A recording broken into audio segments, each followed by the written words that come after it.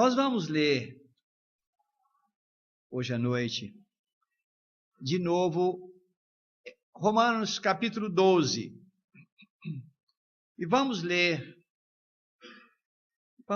alguns versículos, mesmo que não houver tempo para todo o capítulo, mas gostaria que nós lêssemos o capítulo 12 de Romanos. Rogo-vos, pois, irmãos, pelas misericórdias de Deus, que apresenteis os vossos corpos por sacrifício vivo, santo e agradável a Deus, que é o vosso culto racional. E não vos conformeis com este século, mas transformai-vos pela renovação da vossa mente, para que experimenteis qual seja a boa, agradável e perfeita vontade de Deus. Porque pela graça que me foi dada, digo a cada um dentre vós que não pense de si mesmo além do que convém. Antes pense com moderação, segundo a medida da fé que Deus repartiu a cada um. Porque assim como num só corpo temos muitos membros, mas nem todos os membros têm a mesma função, assim também nós, conquanto muitos, somos um só corpo em Cristo e membros uns dos outros. Tendo, porém, diferentes dons, segundo a graça que nos foi dada, se profecia, seja segundo a proporção da fé, se ministério, dediquemo-nos ao ministério, ou o que ensina, esmere-se no fazê-lo, ou o que exorta, faça-o com dedicação, o que contribui, com liberalidade, o que preside, com diligência, quem exerce misericórdia, com alegria. O amor seja sem hipocrisia. Detestai o mal, apegando-vos ao bem. Amai-vos cordialmente uns aos outros com amor fraternal, preferindo-vos em honra uns aos outros. No zelo não sejais remissos, sede fervorosos de espírito, servindo ao Senhor. Regozijai-vos na esperança, sede pacientes na tribulação, na oração perseverantes. Compartilhai as necessidades dos santos, praticai a hospitalidade, abençoai aos que vos perseguem, abençoai e não amaldiçoeis. Alegrai-vos com os que se alegram, e chorai com os que choram. Tende o mesmo sentimento uns para com os outros. Em lugar de serdes orgulhosos, condescendei com o que é humilde. Não sejais sábios aos vossos próprios olhos. Não torneis a ninguém mal por mal. Esforçai-vos por fazer o bem perante todos os homens. Se possível, quando depender de vós, tende paz com todos os homens. Não vos vingueis a vós mesmos, amados, mas dai lugar à ira, porque está escrito: a mim pertence a vingança, eu retribuirei, diz o Senhor. Pelo contrário, se teu inimigo tiver fome, dá-lhe de comer. Se tiver sede, dá-lhe de beber. Porque fazendo isto, amontoarás brasas vivas sobre a sua cabeça. Não te deixes vencer do mal, mas vence o mal com o bem. Preciosa essa palavra. O apóstolo, neste capítulo 12, chega à conclusão prática resultante de tudo aquilo que vem sendo discorrido nos 11 capítulos precedentes. Todo crente deveria ler esta carta inteira, bem lida, repetida, considerando a preciosidade que ela encerra. É uma carta do tribunal. E rapidamente pensando, desde o primeiro capítulo, o apóstolo comparece na sala de um tribunal, cujo juiz é Deus. E ele começa o seu brilhante argumento para demonstrar que ninguém tem direito a reclamar perante Deus. E conclui que todos pecaram, quer judeus, quer gentios. Mostrou que os gentios tinham bastante motivo para olhar para Deus, apreciar a Deus, adorar a Deus, confiar em Deus. Da mesma maneira, ele mostra para os judeus, privilegiados com as revelações de Deus, os oráculos de Deus, a aliança de Deus, as promessas de Deus. Eles tinham tudo para ser veros seguidores do Senhor e submissos à vontade do Senhor. Mas que se concluiu no tribunal. Como advogado de acusação, ele mostrou que nenhum dos lados tinha direito. Ele fechou todas as vias de fuga, todos os caminhos de escape e chegou àquela conclusão de que judeus e gentios têm que fechar a boca. Estão condenados perante o justo juízo de Deus. Seu argumento é forte, convincente, ninguém podia escapar. Mas nesse inteirinho, ele apresenta alguma coisa extraordinária. Nesse tribunal aparece uma pessoa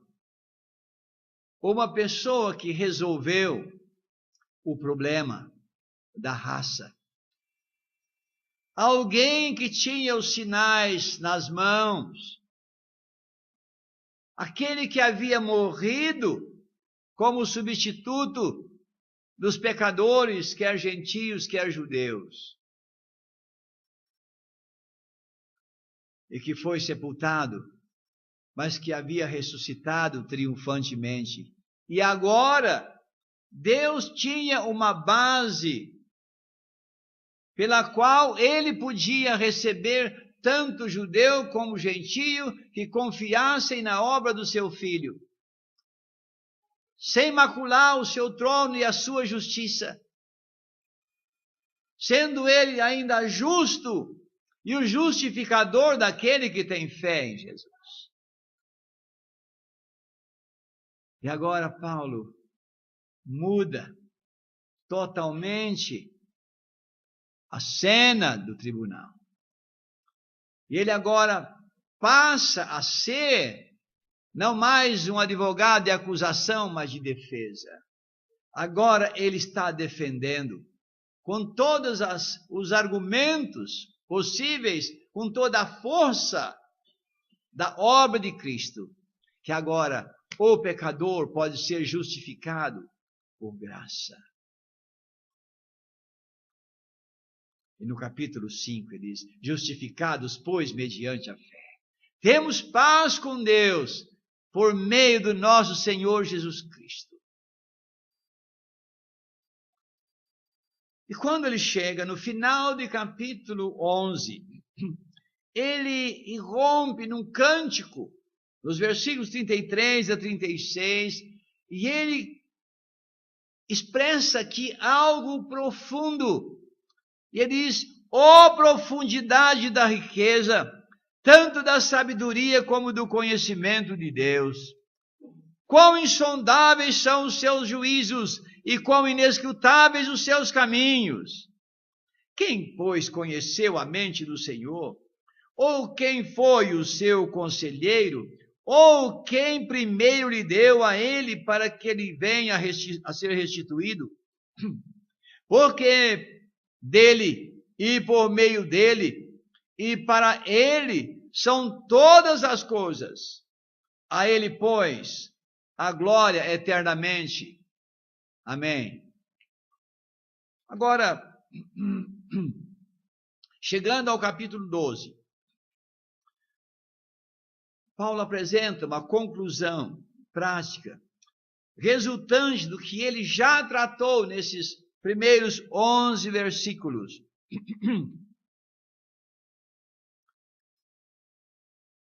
E Paulo dirige-se aos seus irmãos. Ele dirige agora aos crentes no Senhor Jesus Cristo, rogando-lhes pela compaixão de Deus.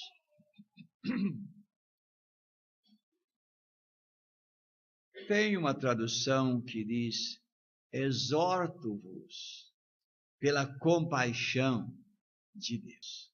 E parece boa, porque na verdade esta palavra exorto-vos ou rogo-vos aqui é um estímulo, uma motivação, o encorajamento, como também um desafio que o apóstolo está fazendo aos leitores, aos seus irmãos em Cristo. E ele está rogando ou exortando pela compaixão de Deus. Que compaixão? Ele revela aqui nos versículos 33 da sabedoria de Deus, do conhecimento de Deus, da profundidade disso. Caminhos insondáveis, pensamentos insondáveis, juízos insondáveis, caminhos inescrutáveis. E agora ele chama para a compaixão de Deus. Esta compaixão foi delineada, mostrada, apresentada durante os 11 primeiros capítulos, mostrando as diversas maneiras, ocasiões, circunstâncias pelas quais o amor de Deus tão generosamente foi revelado.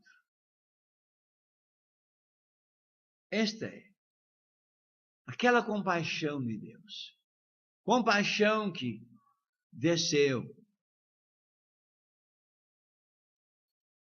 que manifestou, trazendo esse benefício a uma humanidade condenada. E dentro desse pensamento, nós precisamos voltar à cena do tribunal mais uma vez, a fim de compreender isto que Paulo está querendo mostrar. E ele quer que nós entendamos que Deus já havia determinado como justo juiz a condenar tanto judeu quanto gentio. Mas agora esse mesmo Deus está disposto a perdoar, a reconciliar, tanto com o judeu quanto com o gentio. a compaixão de Deus, desceu a este mundo para encontrar o criminoso, o culpado, o condenado, na sua miséria, na sua condição extrema de necessidade, corrompido por natureza, pela prática, indigno de compaixão e apenas merecedor do castigo e condenação eterna. Mas Deus, na sua soberana dignidade, no Supremo Tribunal do Universo, apoiado pela augusta soberania de sua autoridade e poder, manteve o seu direito de usar a sua misericórdia para com aqueles que creem em Jesus. E é isto que Paulo falou, que ele permanece justo no seu trono, mas ainda ele é o justificador daquele que crê em seu Filho Jesus Cristo. Assim, o réu, condenado, o pecador que tinha sido declarado culpado diante de Deus, emudecido pela sua culpa, agora pode ser perdoado por causa da obra eficaz do Calvário. Agora, sob o olhar benevolente de Deus, o juiz de todos, o réu é um pecador salvo pela graça. E é mais que isto, é um santo. Estava ouvindo o Simon dar um estudo e uma noite ele disse: irmão, nós não somos apenas pecadores perdoados. Sem dúvida somos. Mas somos mais que isso, nós somos santos que às vezes pecamos. Mas a nossa posição em Deus, em Cristo, perante Deus, é de santos que foram verdadeiramente perdoados. Isto se revelou pela obra da cruz. A cruz ainda firme está. Aleluia. E para sempre ficará. Quando nos ajuntamos para adorar, como isso deve ficar bem claro para nós, como isso deve buscar o centro da nossa mente e coração, em avaliar esta obra grandiosa, gloriosa, que trouxe a nós, pobres, miseráveis pecadores, a bênção de sermos feitos filhos de Deus, aos que cremos no seu nome. Sem dúvida, Paulo, analisando esta graça que manifestou o Salvador agora que ele pode ver e estimular as pessoas a confiar em Cristo, porque a obra foi eficaz. Agora que há esse caminho novo aberto pelo véu, isto é, pela carne do Senhor Jesus Cristo. Então agora ele está estimulando os seus irmãos em Cristo a apresentar a Deus os seus corpos, os nossos corpos, como sacrifício vivo. É interessante. Um contraste com o sacrifício morto. Não está falando aqui, por certo, o sacrifício pelo pecado, mas provável está pensando naquela oferta de aroma suave que agrada às narinas do nosso Deus. Ele está mostrando para nós, durante estes capítulos anteriores, que a nossa sorte, o nosso estado anterior, a nossa vida de comprometimento com o pecado, a nossa vida envolvida com esse sistema mundano, que é hostil a Deus e ao seu Cristo. Agora nós, remidos pelo sangue, justificados por graça, precisamos fazer um rompimento absoluto com este mundo, com este sistema. E para isso ele nos exorta, nos estimula a oferecer os nossos corpos por sacrifício vivo, santo e agradável a Deus, que é o vosso culto racional. Certamente ele está dizendo, por quanto tempo nós ficamos aprisionados àquele sistema condenatório do pecado, servindo ao pecado, servindo a este mundo.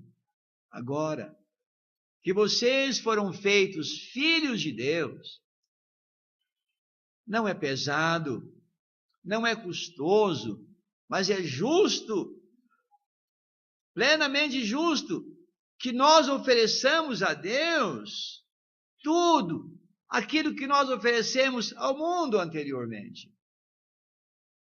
Que nós precisamos mortificar a nossa carne.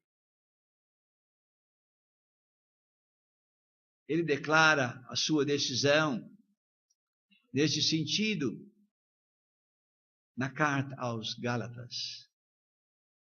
Ele diz, estou crucificado com Cristo. Não vivo mais eu, mas Cristo vive em mim. E esta vida que agora vivo na carne, eu a vivo pela fé no Filho de Deus, que me amou e a si mesmo se entregou por mim. Parece-nos que Paulo está despersonalizado. Não eu mais. Paulo morreu. Paulo rompeu absolutamente com o velho sistema. A minha vida agora, ele diz em Filipenses, para mim o viver é Cristo. Para mim o viver é Cristo. E nós mencionamos ontem a vida de João Batista, que se conformou com a vontade de Deus. Ainda que uma vida curta, vivida com toda a privação, em lugares não muito desejados, sua vida estava centrada na vontade de Deus. Paulo revela que esta vida nova para ele, ela estava destinada a aparelhar com a vontade de Deus. Na carta aos Filipenses, capítulo 3, ele revela isso no versículo 10. Ele diz, eu quero me conformar com Cristo no poder da sua ressurreição. Eu quero me conformar com Cristo nos seus sofrimentos, na sua morte. A vida para ele era uma vida integralmente agora rompida com esse sistema condenado. Ainda na carta aos Gálatas, ele disse, longe de mim esteja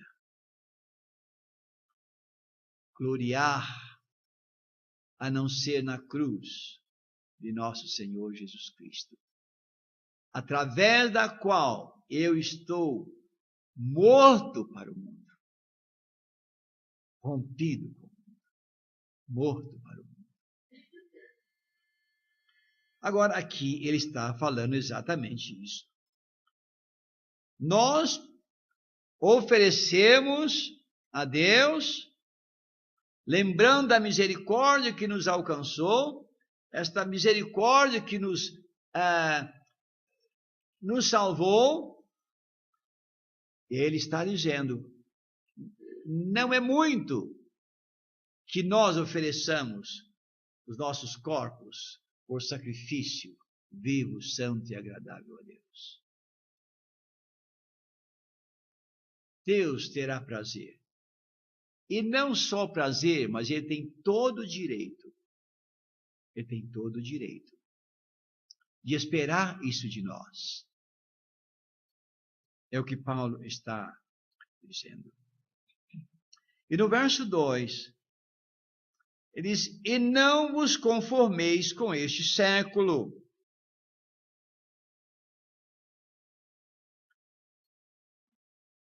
Ele mostra que não devemos aceitar esta modelagem de um mundo condenado. Eu não posso tomar a forma deste mundo que é totalmente hostil a Deus. Este mundo que jaz na condenação, jaz no maligno, agora como um remido, como um que pela graça foi salvo, foi separado agora para Deus, santificado. Diz, não podemos associar-nos com este sistema que é hostil a Deus e ao seu Cristo. Ele diz, mas deve haver uma transformação, uma mudança de mente, mudança de atitude, mudança de caráter, de propósito, de ambição. Estas coisas precisam ser visíveis na nossa vida.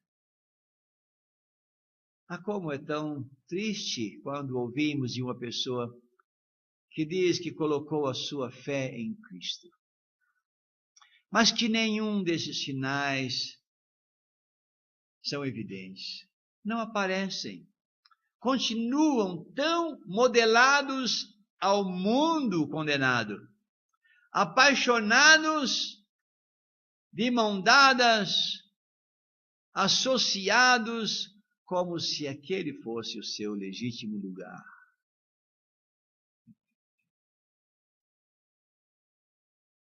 Esse sistema tem que ficar fora. O povo de Deus precisa ser um povo separado. Deus é um Deus de separação. Os planos de Deus para o seu povo é separar para si um povo especial. Ele fez isso com Israel. Pelejou com Israel. Investiu em Israel. Esperava Israel corresponder todo o seu empenho, toda a sua misericórdia, graça, poder, tudo que Deus investiu em Israel. E nós estamos aprendendo nessas lições com o nosso irmão Adi. Povo de dura cerviz. Povo rebelde. Obstinado no seu coração. Parece-nos que aquilo que Deus não conseguiu com Israel, tem conseguido com um povo chamado a sua igreja. Vós, porém, disse Pedro, sois raça eleita, sacerdócio real, nação santa, povo de propriedade exclusiva de Deus, para proclamar as virtudes daquele que vos chamou das trevas para a sua maravilhosa luz. Sim, Pedro está revelando que Deus alcançou com a igreja o propósito de um povo separado para o seu nome. E é isto mesmo que significa a igreja, um povo separado, chamado para fora, desligado do velho sistema condenado. E Paulo vai mais longe. que nós temos por obrigação, mas acho que não devia ser obrigação, devia ser gratidão. Quando eu ofereço ao Senhor o meu corpo, integralmente, como sacrifício vivo, agradável a Deus. Eu tenho, não só por um compromisso, mas tenho por um prazer, uma satisfação no meu coração por aquilo que hoje eu sou pela graça de Deus, de desprezar, de romper, até de repugnar esse sistema condenado e viver isto que nós temos aqui. Transformação da mente, uma renovação da nossa mente. E somente quando nós experimentamos esta postura de uma separação integral, de uma vida de dedicação, uma vida de consagração, de santificação para Deus, aí então é que nós vamos experimentar a boa, agradável e perfeita vontade de Deus. Falamos ontem em conhecer a vontade de Deus. É imprescindível. Mas aqui é experimentar, é ajustar, é conformar com a vontade de Deus para a minha vida. Vimos um exemplo de João. Sua vida foi conformada com a vontade de Deus para si. Independente das circunstâncias que viveu, da forma como ele terminou os seus dias, ele só queria uma coisa: estar no centro da vontade de Deus. Ele conheceu a vontade de Deus. E nisto nós temos o supremo exemplo do nosso Senhor Jesus. Aquele que era o bendito Filho de Deus. O Verbo que desceu, tabernaculou, tomou um corpo humano, encarnou e viveu aqui dentro de um projeto de fazer exclusivamente a vontade de Deus. Ele conheceu a vontade de Deus e ele conformou com a vontade de Deus. Nada o desviou deste alvo. Todas as tentativas dos homens e do inferno foi em vão para mudar o seu propósito. À borda do poço de Samaria, ele disse: uma comida eu tenho para comer. Vocês não sabem. A minha comida é fazer a vontade daquele que me enviou e realizar a sua obra. Mesmo lá nos momentos mais terríveis da sua experiência no Getsemane, quando a sua alma estava profundamente triste, que ele desejava, por certo, como homem, safar daqueles instantes e até da cruz. E se possível for. Mas, Pai, seja o que tu queres. A tua vontade é imperiosa. Seja o que o Senhor quer. Na carta aos Hebreus, capítulo 10, ali há uma declaração na sua manifestação, dizendo que ele olhou para Deus, disse: sacrifícios, ofertas pelo pecado não quiseste. Mas estou aqui, ó Deus, para fazer a tua vontade. Que conformou com a vontade soberana de Deus. E meus prezados irmãos, vivemos em dias muito críticos. As igrejas vão perdendo sua beleza, os princípios, aquilo que aprenderam. As igrejas vão se misturando, e depois não sabemos mais o que é. Estava vendo um jovem pregar recentemente. Ele estava falando sobre igreja. Acho que ele estava falando sobre algumas igrejas lá da Ásia, no Apocalipse. E ele disse do desvio da igreja. Como foi que aconteceu? Como a igreja pode se afastar, se desviar? Aí ele disse: há um dito que está se tornando popular. Eu fui no mundo e encontrei a igreja lá. Eu vim na igreja e encontrei o mundo cá. Mostrando que parece há uma facilidade de associação, uma facilidade de entrosamento, uma facilidade de aceitação desta modalidade, deste